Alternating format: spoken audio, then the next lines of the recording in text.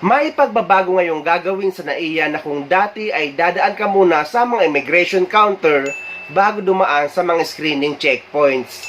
Pero ngayon ay pagpapalitin na, mauuna muna ang screening ng mga bagahe o mga maleta bago dumaan sa immigration. Paraan daw ito para ma-check na ang mga daladala niyong pinagbabawal sa inyong maleta bago pa man ito makumpiska.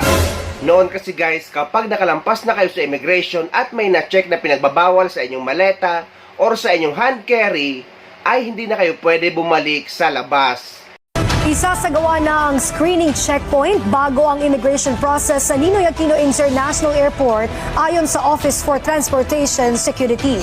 Ayon sa OTS, ito ay para masiguro ang proseso ng pag-check ng mga kagamitan ng mga pasahero bago sila mapahintulutang pumasok ng Bureau of Immigration.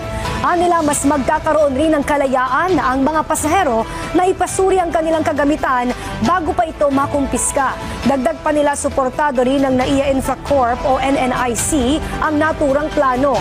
Sa ngayon ay wala pang anunsyo kung kailan ang implementasyon ng naturang pagbaliktad ng proseso ng paglilipat ng mga gamit sa mga X-ray machines. Samantala, binigyang diin ni BI spokesperson Dana Sandoval ang mangyayaring deployment. Anila, kanilang susuportahan ang anumang aksyon ng airport authorities hinggil sa pagpapadali ng daloy ng mga pasahero. Mahigpit namang pinapaalala ng Bureau of Immigration na still required ngayon ang pagre-register sa e-travel kapag uuwi kayo sa Pilipinas or babalik sa ibang bansa.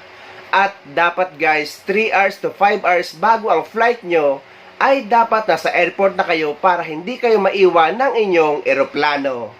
Again, constant reminder lang po, 72 hours po, kailangan i-fill out na po natin. Prior to our flight, we can fill out na po our e-travel before departure or before arrival. So habang nag-i-empake po, pwede na po tayong mag-fill out.